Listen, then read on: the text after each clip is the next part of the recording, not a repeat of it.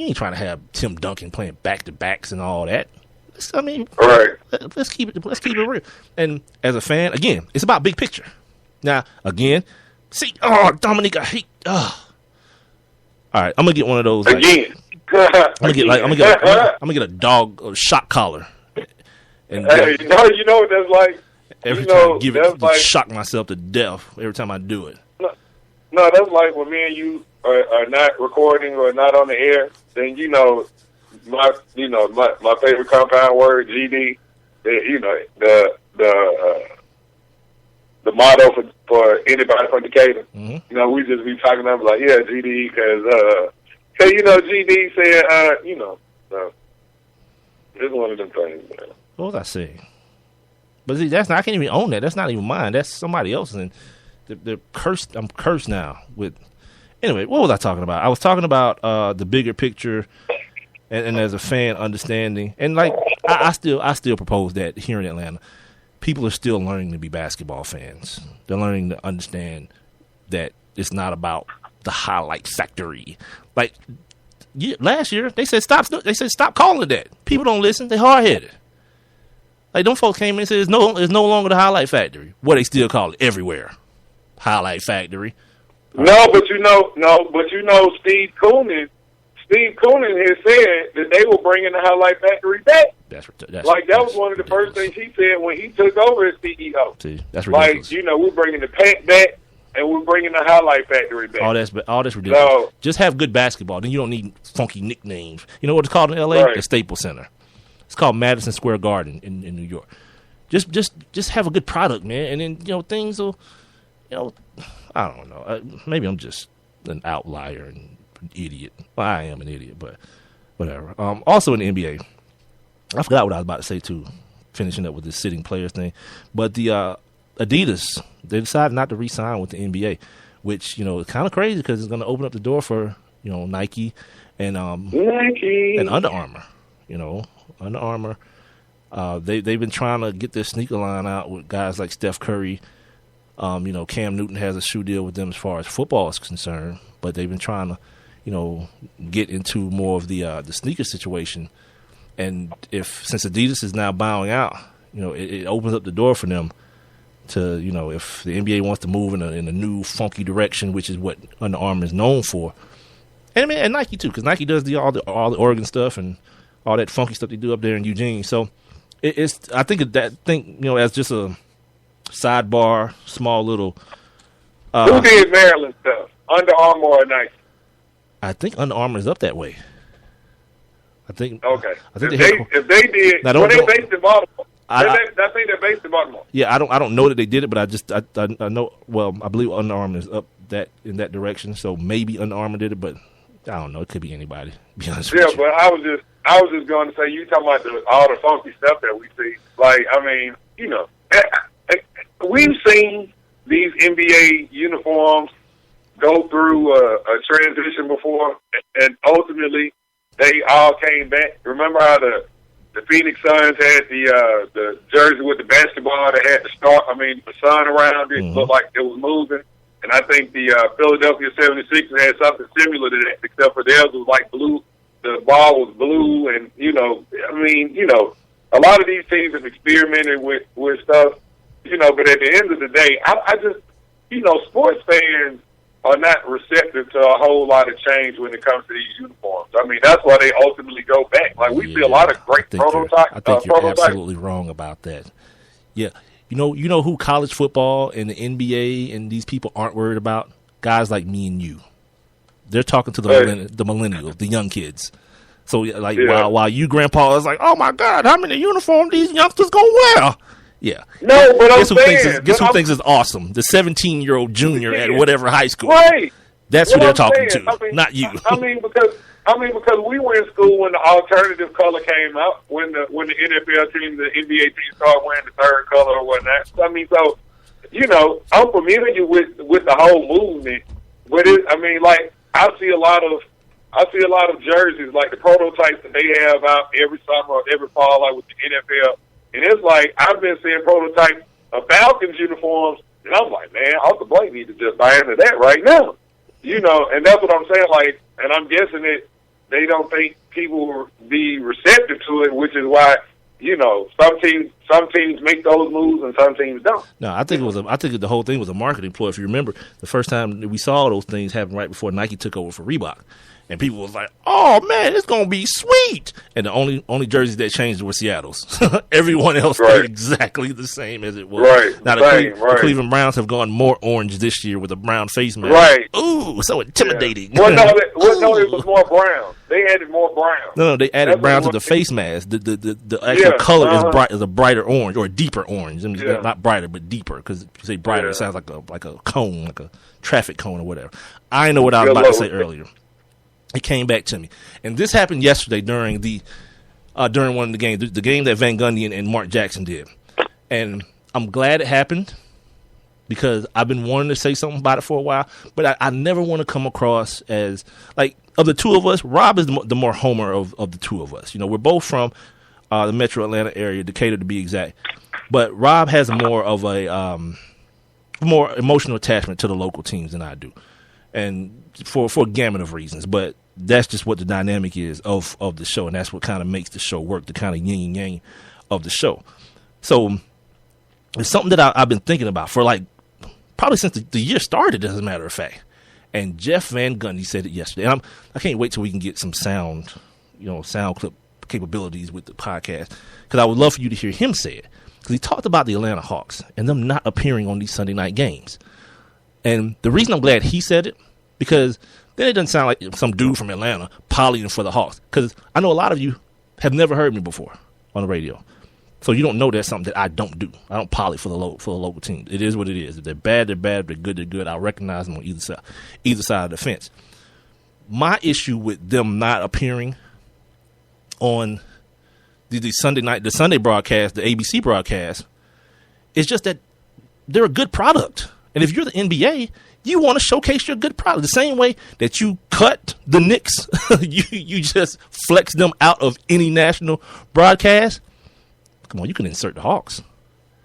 Like no one will be mad about that, because the reality of it is, and it's this before anybody from Atlanta starts saying, "That's what I'm talking about. Don't nobody respect us." That's not what I'm talking about. That's the last thing that I'm talking about. Like, who gives I don't give a damn about nobody respecting. But what I'm saying is, it's a good product for the NBA's sake. And somebody in Idaho somewhere, they need to know about the Hawks.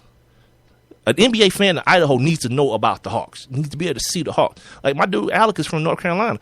He went home one weekend or one day or whatever, and I'm texting him ignorant, the same ignorance I text you, Rob, about the broadcast itself, not really about the game, but I'm texting Alec the same ignorance I text you when the game is going on and certain things get heard and whatever.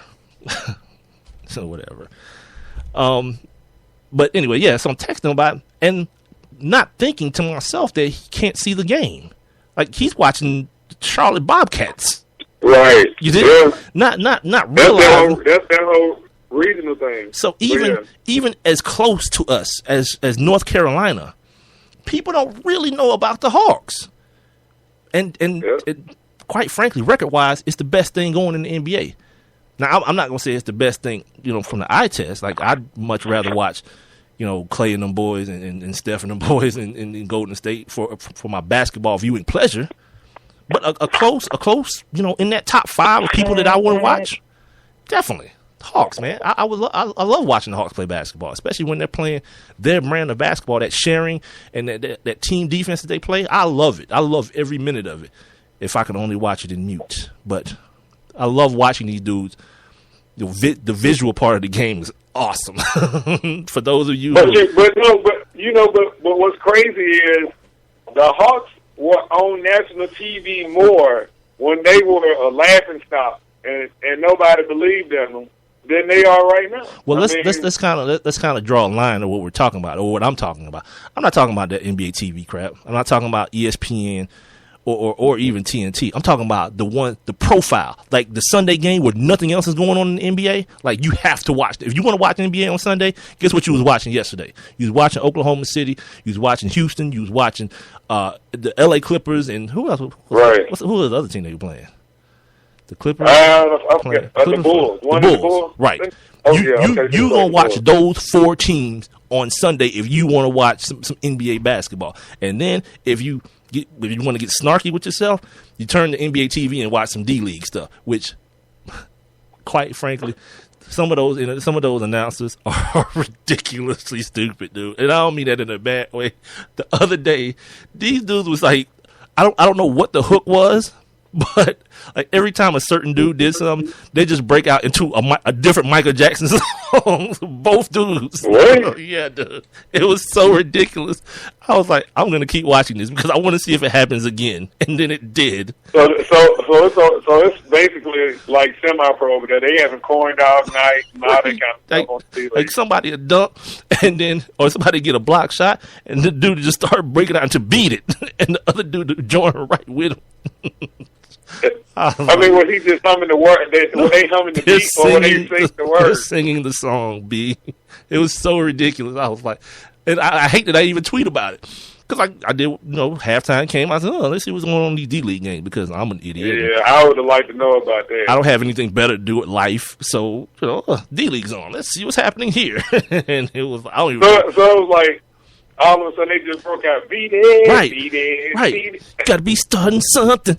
Just like. So what was that? Was that a block? I don't know. That was a block. At this point, I'm so enamored with what the announcers are doing. On the block. That might have been a block shot. Yeah, I have no idea what was going on in the game. This is honestly because like the first time I heard it, I was like these dudes are saying like 16 bars. They're not even stopping.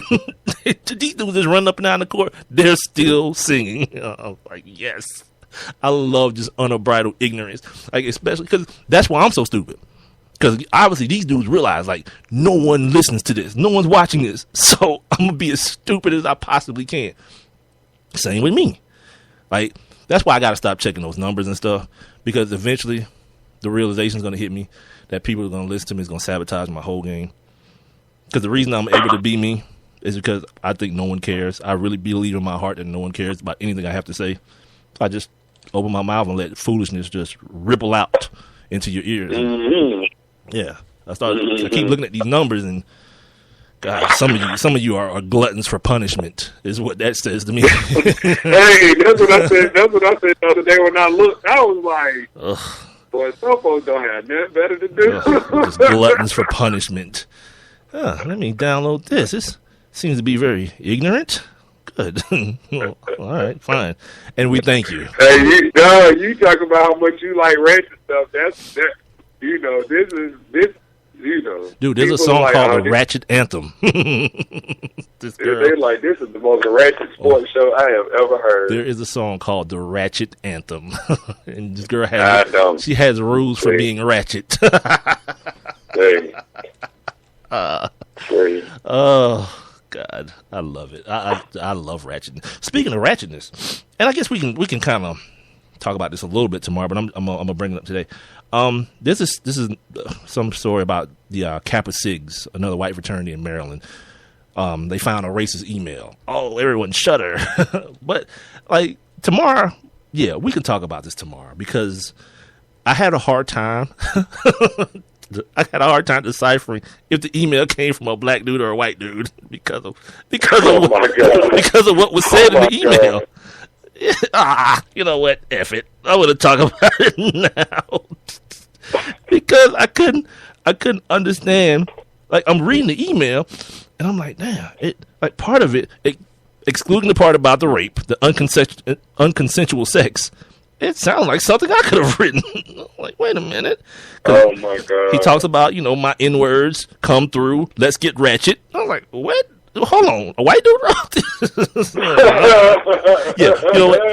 We'll talk about that. I have it pulled up here, but oh my God. Oh my God. Come through, let's get ratchet. Yeah, we'll get into it tomorrow.